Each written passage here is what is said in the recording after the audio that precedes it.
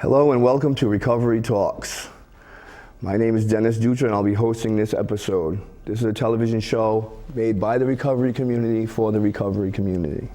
I'm a person in long-term recovery.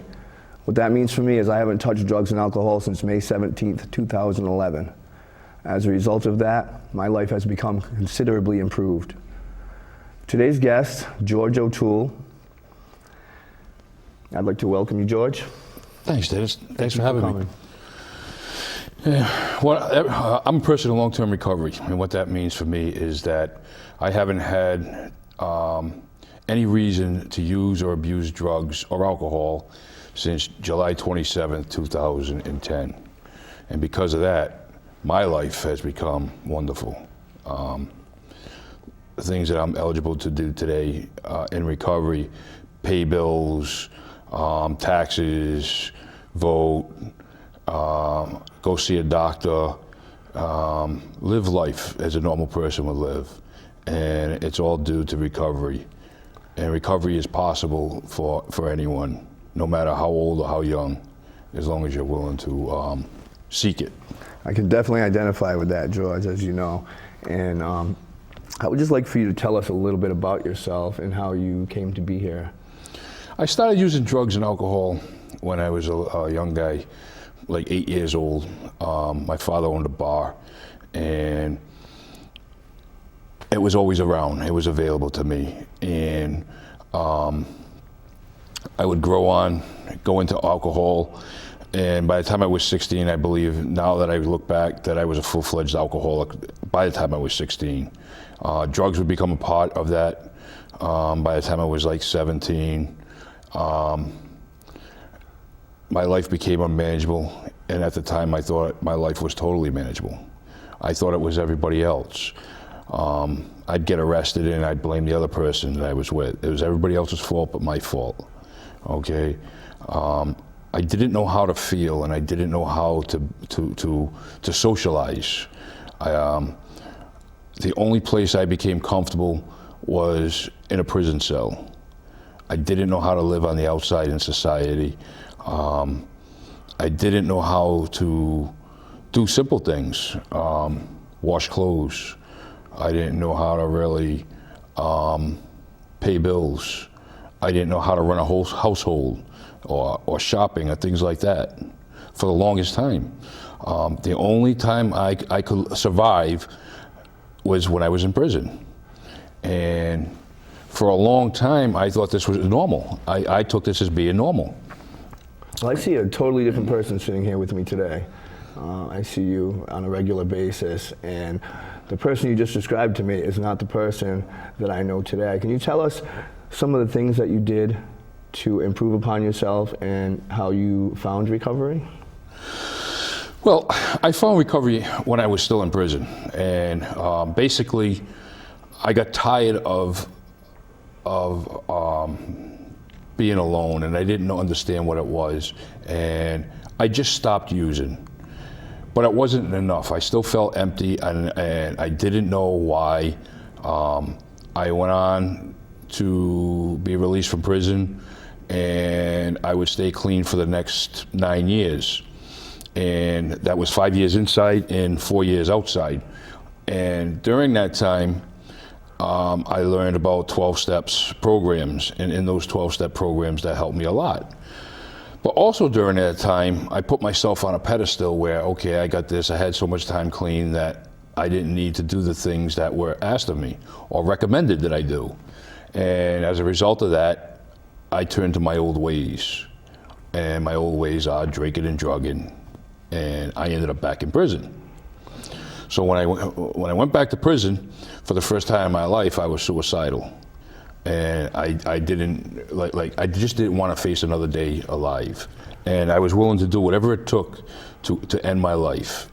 And for some reason, I can't tell you what it was, but there was some reason, somehow, that I was drawn to an AA meeting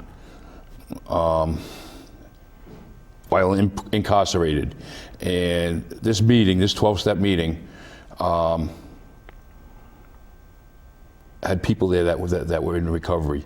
and I had known them from the past, and they accepted me like with open arms. And all I can tell you is that from that moment on, things started to change, and I started to work on myself within the 12-step program. That's really wonderful, George, and it seems to be doing wonders for you.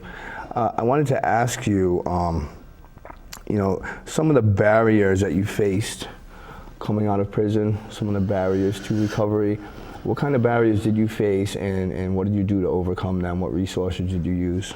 Well, when I got out of prison, the barriers that we face, that anybody coming out would face, is looking for employment, finding housing, finding relationships, being sociable. It's a difficult thing to be sociable, and those were some of the barriers. And I didn't feel comfortable in crowds. I couldn't sit on buses in the middle of a bus. I had to sit in the back of the bus, or in the front with my back up against the wall. Those were some of the barriers. And one by one, I was able to find a job. After some time, I was able to find a job. I started working on myself. I started using the program as it's laid out. I got involved in the 12-step program. I put a positive network together of people who were similar to my situation, and who would pick me up and take me out and show me that there was ways to live in life other than using and abusing alcohol and drugs. There certainly is, and I can totally identify with everything you just talked about. What type of resources were you able to access, and were they readily available to you coming back into society? Yeah, when I got out, I was able to access the biggest resource that helped me out was what they call the ATR grant, Access to Recovery.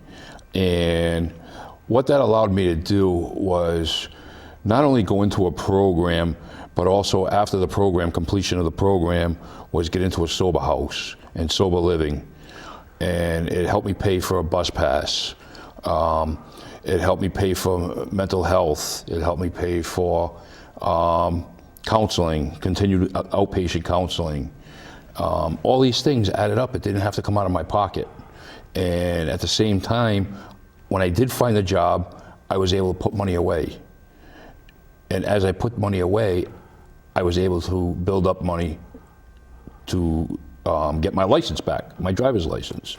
Today I have a valid driver's license. That's certainly very important. One of the many gifts. Yeah. And so the resources are there. We just have to look for them. And the biggest thing that I found through this whole thing was that while all the resources are there and people are there to give you the resources, you have to be willing to do the footwork.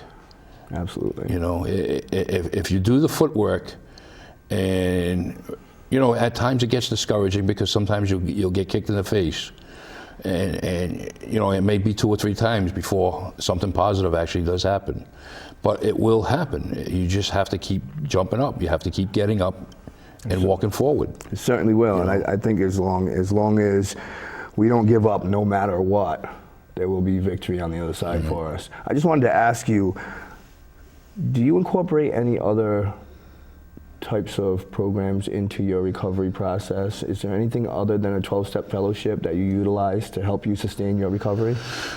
Well, I do. Not only do I use the 12-step program, there's a number of things that I use. I use peer-to-peer support. I use recovery resources, books, reading materials. I use CDs, spiritual, whether it be spiritual or just recovery oriented. I personally don't go into bars because I don't belong there. Well, that's a good idea. Okay. That doesn't mean at the same time that I can't go to a restaurant that serves alcohol. That's right. I just don't sit at a bar. I sit at a table, and I have a family support, that's second to none. That they support me in what I do, where I am in my life, and that is important. But some people don't have that, And if you don't have that family support, you need to find it in other ways, whether it be friends through recovery, and because the support system is crucial to us. I've also noticed that you do have a strong network of friends in recovery out there. Yeah. And going back to the peer-to-peer support, I want to congratulate you on being one of Rhode Island's first state certified recovery coaches. Thank you. Congratulations to you on that. Just goes to show how far we can come when we make changes in our lives. Who would have ever thought? Yeah, it's amazing. One of the many blessings that we receive in recovery, and I just want to congratulate you again on that, and also ask you what you do for fun. Is recovery fun for you, and how do you make it fun, or how can you make it fun if it's not right now? Recovery's a blast. It really is. You know, at Anchor, where I do work, we have a number of events. We have karaoke, we have arts and crafts, we have programs that we set up. We have cookouts during the summer. We have a fundraiser coming up this week, as a matter of fact, the Mardi Gras celebration to kick off Mardi Gras season. And it's about recovery for recovery, okay? And it's a bunch of food, fellowship, and fun. And I look forward to seeing you there. And, you know, costumes, and we have dances, we have Halloween parties, we have, you know, bowling trips, we have, you know, we're open to anything. You know, recovery is about having fun. It's about learning new things, because, you know, our crazy thinking, at least for me, my crazy thinking was that, you know, getting high or sitting in some crack house was fun, you know. And today I realize that's crazy. That was the insanity. Insanity, you know, and I don't for have to sure. live with that insanity today. That's right. You know? And as a result, your life has improved exponentially, and I just want to congratulate you on that as well. You're doing a lot of good work in the community, and I would like to ask you if you could tell the folks at home a little bit about what a recovery coach is and what you do as a recovery coach. Recovery coaches we're peer-to-peer support specialists, and we offer services that somebody looking for recovery, and we can be not only their resources, we have the resources that they might be looking for, whether it be medical, counseling, inpatient, outpatient, sober living. We try to hook them up with the right place that'll fit their needs. Everybody has different needs. Some places accept people that may use Suboxone or may use methadone, and other places don't accept that. And we try to fit everybody to their needs. Some people might need some housing, might need some clothing when they come out of prison, or food. And we try to give them these resources and who's available. And we also had Anchor have a employment specialist who sits with anybody that we refer to him, and he'll help them make a resume, and you know, and show them where all the positions are and how to use a computer and search for a job. And what else do we have? What other services? We have 12-step meetings. We have what we call all recovery meetings. We have women-to-women groups. We have men's groups. We have trauma groups. We have a bunch of things. It's hard to remember everything that goes on. Yeah. It's a busy schedule, but you know, and as a recovery coach, we'll meet one-on-one. If our clients need us, we meet with them. You know, we'll talk with them on the phone, and we'll be there, you know, as a support, because we are the support. And most of us recovery coaches have been through what they've been through, okay, and you know, and that's what it's about, is somebody that they can relate to. And that's what we try to be and try to do. And I think that's very important for people in recovery, because they've been there and they can understand. You can understand and relate to another peer that's going through the same difficulties that you've been through. Right. And I believe that they'll tend to take your suggestion a lot easier than they would from a clinician who's sitting behind a desk who never really understands the feelings behind the pain that we deal with in active addiction. Could you tell us a little more about